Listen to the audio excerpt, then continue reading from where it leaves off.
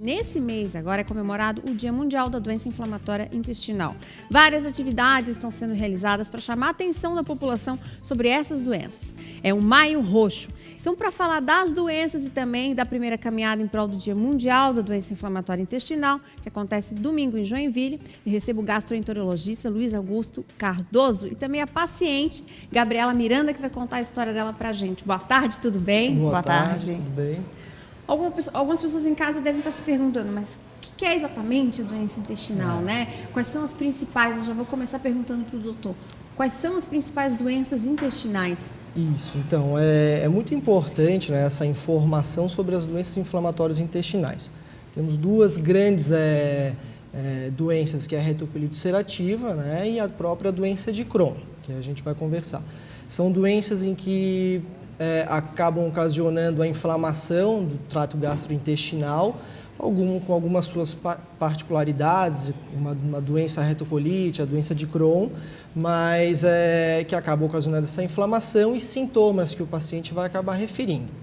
Na doença de Crohn, por exemplo, a gente tem essa inflamação que acaba ocorrendo, que pode acometer desde a boca até o ânus, né?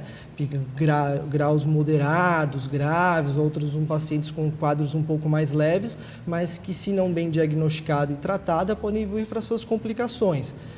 Estenoses, que é o intestino acabar fechando um pouquinho, cicatrizar, formação de fístulas, abscessos, necessidade de ir a cirurgias para resolver essas complicações que a doença acaba ocasionando, né? Então, a informação às pessoas em relação a que doenças são essas, né, tanto a retocolite quanto a doença de Crohn, é muito importante para elas procurarem um especialista, né, para que ele ajude no diagnóstico, institua um tratamento e realize um acompanhamento de forma eficaz. Quais os sintomas que são importantes assim, às vezes, destacar, que passa despercebido? A pessoa está em casa sentindo, não é nada, isso é uma dorzinha, isso é um mal-estar. Alguma coisa que as pessoas podem confundir e pode ser um alerta para uma coisa mais séria. Então, isso é muito importante, porque o início da doença inflamatória intestinal, algumas vezes ela acaba sendo, na verdade, o diagnóstico acaba sendo um pouco tardio, na verdade, porque o paciente acaba apresentando um quadro de diarreia, um quadro de dor abdominal, que muitas outras doenças muito mais comuns, que as doenças inflamatórias intestinais, acabam mimetizando. Então, o que eu chamo mais atenção é aquele paciente que permanece com os sintomas de dor abdominal, de diarreia, perda de peso, inapetência, né, febre, sintomas que apontam ao médico um sinal de alerta e olha, isso pode ser uma doença inflamatória intestinal. E a partir daí fazer uma investigação. Né? Gabriela, você tem uma história com a doença de Crohn, eu queria que você contasse pra gente como é que você descobriu a doença, como é que foi, e aí partir para o tratamento, como é que é essa história? Quando eu descobri já foi bem complicado, né? Foi um pouco negligência dos médicos, né? Que tem médico que não sabe o que é um Crohn. Então trata por outras doenças, te dá outro tratamento. Então quando foi descoberto mesmo, já estava bem avançado. Aí já foi para a parte cirúrgica mesmo. Você teve que operar, teve que fazer cirurgia? Tive que fazer cirurgia, porque já estava bem avançado. Aí depois comecei a fazer um tratamento, não deu muito resultado. Aí comecei com outro novo tratamento, que é uma infliximab e azathioprina. E esse tratamento, você ainda está fazendo tratamento ou já acabou o tratamento e está 100% resolvido agora? Não, esse tratamento é para o resto da vida, né? Vai fazer para sempre agora? Para sempre, só que tem um problema, né? A gente não consegue, às vezes, o medicamento, né? É muito complicado. Não tem na rede pública? Às vezes vem, às vezes não vem, é muito complicado. E ele é caro? Sim, são bem caros. A infliximab é um tratamento muito caro. Então, às vezes, você fica numa situação complicada, porque aí você depende da rede pública para ter o seu medicamento. Sim. A gente briga muito por isso, porque às vezes, até para fazer um exame, demora muito.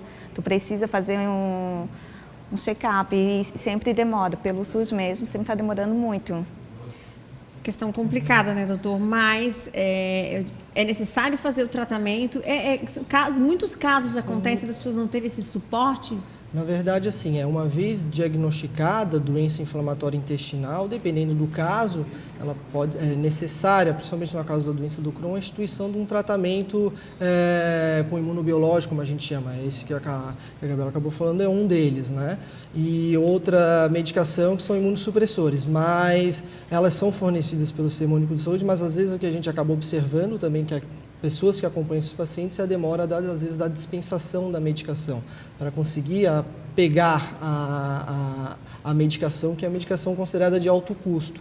Né? Mas ela é fornecida, mas algumas vezes por questões, às vezes, de demora da dispensação, isso pode comprometer o tratamento de forma mais eficaz, né? Para esses pacientes com essas doenças. Né?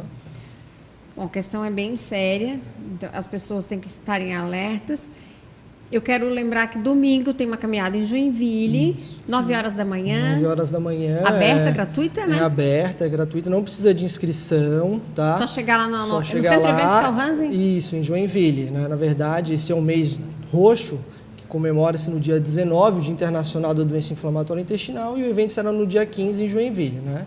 Então, qualquer um pode ir lá, principalmente os pacientes, né, os familiares, terão profissionais para ajudar no diagnóstico, a conhecer, na verdade, a doença, né, a doença inflamatória intestinal, o Crohn, a retocolite, que isso, quando se tem a informação, o tratamento sempre é melhor, o diagnóstico sempre é feito, uma suspeita sempre de forma mais eficaz. Né?